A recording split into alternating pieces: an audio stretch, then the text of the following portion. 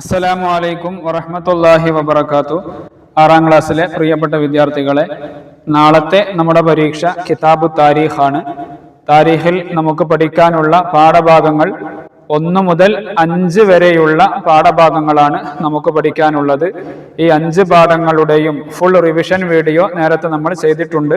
നിർബന്ധമായും വിദ്യാർത്ഥികൾ കാണുകയും ഓരോ പാഠങ്ങളും കൃത്യമായി പഠിക്കുകയും ചെയ്യണമെന്ന് ആമുഖമായി സ്നേഹത്തോടെ ഓർമ്മപ്പെടുത്തുകയാണ്. ഇവിടെ താരീഖിന്റെ ഒരു മോഡൽ ചോദ്യ പേപ്പറാണ് ചർച്ച ചെയ്യുന്നത്. വിദ്യാർത്ഥികൾ ശ്രദ്ധയോടെ മനസ്സിലാക്കുക. 1ാമത്തെ ചോദ്യം, യോജിച്ചവ ചേർക്കുക. ഇപ്പുറത്ത് ഉത്തരങ്ങൾ തന്നിട്ടുണ്ട്, പക്ഷേ ക്രമം തെറ്റിയാണ് തന്നിട്ടുള്ളത്. നമ്മൾ ശരിയായ ഉത്തരം തിരഞ്ഞെടുത്ത് എഴുതിയാൽ മതി. 1ാമത്തെ ചോദ്യം, മക്കയിൽ നിന്ന് ഹിജറ വന്ന സഹാബികൾ ആരാണ്? മുഹാജിറുകൾ. ഇപ്പുറത്തുള്ള ഓപ്ഷൻസ് നിർബന്ധമായും വിദ്യാർത്ഥികൾ വായിക്കണം. ബദർ, സഅദ് ബിൻ റബീ റളിയല്ലാഹു അൻഹു, മുഹാജിറുകൾ, മസ്ജിദുൽ ഖുബ, സഹ്ൽ ബിൻ ഹൻലലിയ, ബത്നുൽ വാദിൽ വെച്ച്. അപ്പോൾ 1ാമത്തെ ചോദ്യം, മക്കയിൽ നിന്ന് ഹിജറ വന്ന സഹാബികൾ, അവർക്കാണ് മുഹാജിറുകൾ എന്ന് പറയുന്നത്. 2ാമത്തെ ചോദ്യം, മദീനയിലെ ആദ്യ പള്ളി ഏതാണ്? മസ്ജിദുൽ ഖുബ. 3ാമത്തത്, അബ്ദുറഹ്മാൻ ഇബ്നു ഔഫ് റളിയല്ലാഹു അൻഹുവിന്റെ സഹോദരൻ ആരായിരുന്നു? സഅദ് ബിൻ റബീ റളിയല്ലാഹു അൻഹു. 4ാമത്തത്, നബിയുടെ മദീനയിലെ പ്രഥമ ജുമുഅ നിസ്കാരം എവിടെ വെച്ചായിരുന്നു? ബത്നുൽ വാദിയിൽ വെച്ച്. 5ാമത്തത്, മക്കയുടെയും മദീനയുടെയും ഇടയിലുള്ള സ്ഥലം ബദർ. ഈ രൂപത്തിൽ ശരിയായ ഉത്തരങ്ങൾ എടുത്ത് എഴുതുകയാണ് വേണ്ടത്. ഇനി അടുത്തത്, ബദർ യുദ്ധത്തിലെ കണക്ക് എഴുതുകയാണ് വേണ്ടത്. മുസ്ലിങ്ങളുടെ എണ്ണം എത്രയാണ്? ശത്രുക്കളുടെ എണ്ണം എത്രയാണ്? മരണപ്പെട്ടവർ ശുഹദാക്കൾ എത്രയാണ്? തടവിലാക്കപ്പെട്ടവർ എത്രയാണ്? ഈ ഒരു കണക്ക് ഇവിടെ എഴുതി പൂരിപ്പിക്കുകയാണ് വേണ്ടത്. മുസ്ലിമീങ്ങൾ എത്ര ആളുകൾ ഉണ്ടായിരുന്നു ബദർ യുദ്ധത്തിൽ? 313 ആളുകൾ. ശത്രുക്കൾ 1000. മരണപ്പെട്ടവർ എത്ര സഹാബികളാണ് ഷഹീദായത്? 14 സഹാബികളാണ് ഷഹീദായത്.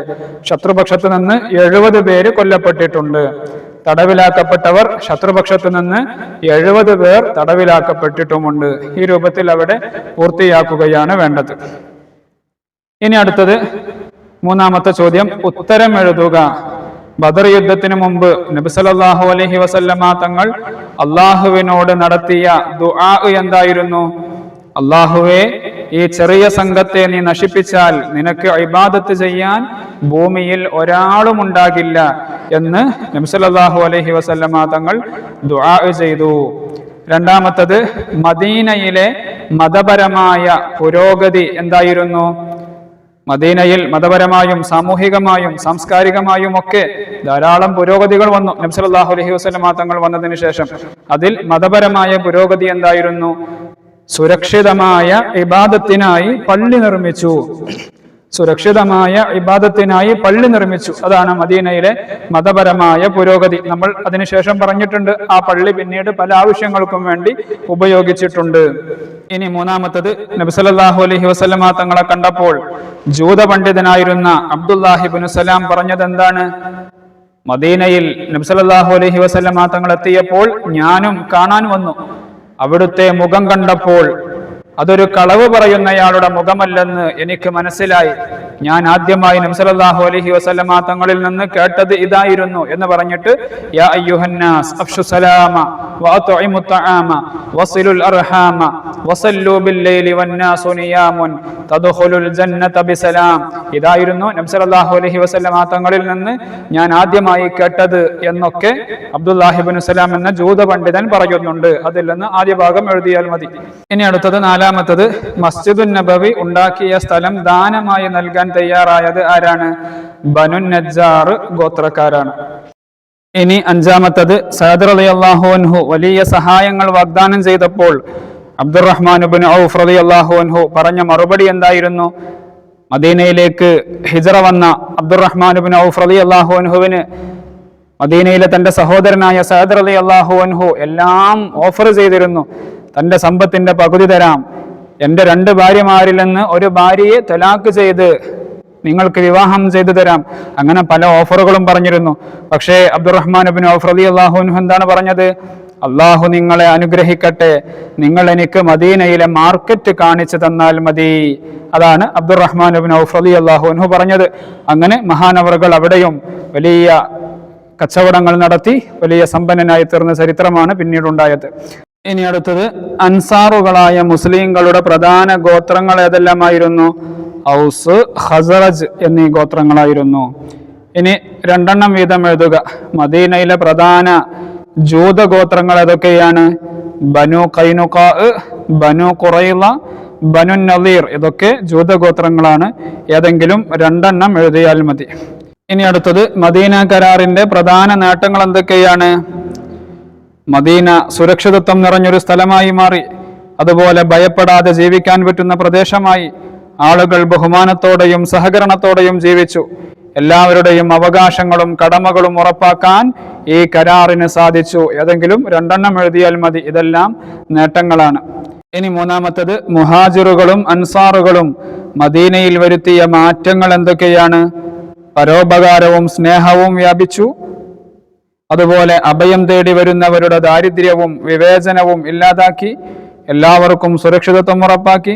കച്ചവടത്തിലും കൃഷിയിലുമുള്ള സഹകരണം, എല്ലാവർക്കും സാമ്പത്തിക അഭിവൃദ്ധി നൽകി. ഇതൊക്കെയാണ് മുഹാജിറുകളും അൻസാറുകളും മദീനയിൽ വരുത്തിയ മാറ്റങ്ങൾ. ഇനി 4-മത്തേത്, മദീന കരാറിന്റെ പ്രത്യേകതകൾ എന്തൊക്കെയാണ്? ഇസ്ലാമിലെ ആദ്യത്തെ ലിഖിത സിവിൽ ഭരണഘടനയാണ് ഈ മദീന കരാർ. അതുപോലെ ജനങ്ങൾക്ക് സ്വാതന്ത്ര്യവും സഹവർത്തിത്വവും പഠിപ്പിച്ചു. നീതിയും സമത്വവും പ്രോത്സാഹിപ്പിച്ചു. ഗോത്രങ്ങൾ തമ്മിലുള്ള തർക്കങ്ങൾ അവസാനിപ്പിച്ചു. ഇതൊക്കെ ഈ മദീന കരാറിന്റെ പ്രത്യേകതകളാണ്. ഇനി 5-മത്തേത്, വ്യക്തമാക്കുക. അൻസാറുകൾ ആരാണ്? മുഹാജിറുകളെ സ്വീകരിച്ച മദീനയിലെ സ്വഹാബികളാണ് അൻസാറുകൾ. തടവിലാക്കപ്പെട്ട ശത്രുക്കൾ മോചിതരായത് എങ്ങനെയാണ്? ചില ആളുകൾ പണം കൊടുത്തു മോചിതരായി.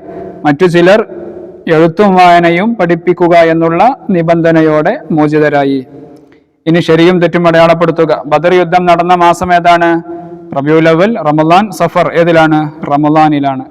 മദീനയുടെ ആദ്യത്തെ പേരെന്താണ്? യസ്രിബ് എന്നാണ്. ബദർ യുദ്ധം നടന്ന വർഷം ഹിജ്റ 2-ാം വർഷമാണ്. നബി സല്ലല്ലാഹു അലൈഹി വസല്ലമ തങ്ങളുടെ ഒട്ടകം ഖസ്വാ. ഇനി അടുത്തത്, പൂരിപ്പിക്കുക. നബി സല്ലല്ലാഹു അലൈഹി വസല്ലമ തങ്ങൾ മദീനയിലേക്ക് വന്നപ്പോൾ മദീനക്കാരായ ആളുകൾ നബി തങ്ങളെ ഏത് പാട്ടുപാടിയാണ് സ്വീകരിച്ചത് നമ്മൾ പഠിച്ചിട്ടുണ്ട്. അതിൽപ്പെട്ടതാണ് വജബ ശുക്റു അലൈന മാ ദഅ ലില്ലാഹി ദാഇ. അവിടെ വജബ ശുക്റു, അശ്ശുക്റു എന്ന് എഴുതി കൊടുക്കണം. അതുപോലെ മാ ദഅ ലില്ലാഹി, ലില്ലാഹി എന്ന് അവിടെ എഴുതി കൊടുക്കണം. ഇനി 2-മത്തേത്, അല്ലാഹുമ്മ ലാ ഐഷ ഇല്ലാ ഐഷുൽ ആഖിറ ഫഗ്ഫിർ ലിൽ അൻസാരി വൽ മുഹാജിറ.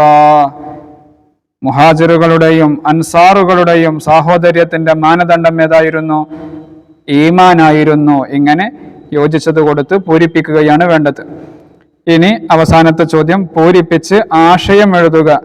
യാ അയ്യുഹന്നാസ്. നബി സല്ലല്ലാഹു അലൈഹി വസല്ലമ തങ്ങൾ ആദ്യമായി മദീനയിലേക്ക് വന്നപ്പോൾ പറഞ്ഞതാണ്, യാ അയ്യുഹന്നാസ് അഫ്ഷുസ് സലാമ വഅത്ഇമുത് തആമ വസിലുൽ അർഹാമ വസല്ലു ബില്ലൈലി വന്നാസു നിയാമുൻ തദ്ഖുലുൽ ജന്നത ബിസലാം. ഓ ജനങ്ങളെ, സലാം വ്യാപിപ്പിക്കുക, ദരിദ്രർക്ക് ഭക്ഷണം നൽകുക, കുടുംബ ബന്ധങ്ങൾ ചേർക്കുക. രാത്രിയിൽ ജനങ്ങൾ ഉറക്കത്തിലായിരിക്കെ നിങ്ങൾ നിസ്കരിക്കുക, എങ്കിൽ നിങ്ങൾ സമാധാനത്തോടെ സ്വർഗത്തിൽ പ്രവേശിക്കും. ഇതാണ് ഇതിന്റെ അർത്ഥം. ഇതാണ് 5-ാം ക്ലാസ്സിലെ താരീഖിന്റെ ഒരു മോഡൽ ചോദ്യ പേപ്പർ. വിദ്യാർത്ഥികൾ നിർബന്ധമായും പാഠങ്ങൾ ആദ്യം മുതൽ അവസാനം വരെ ആവർത്തിച്ച് വായിക്കണം. കാര്യങ്ങൾ കൃത്യമായി മനസ്സിലാക്കണം. അള്ളാഹു എല്ലാവർക്കും നല്ല വിജയം നൽകട്ടെ. നിർബന്ധമായും വീഡിയോ മറ്റുള്ളവരിലേക്ക് ഷെയർ ചെയ്യുക. അസ്സലാമു അലൈക്കും വറഹ്മത്തുള്ളാഹി വബറകാതുഹു.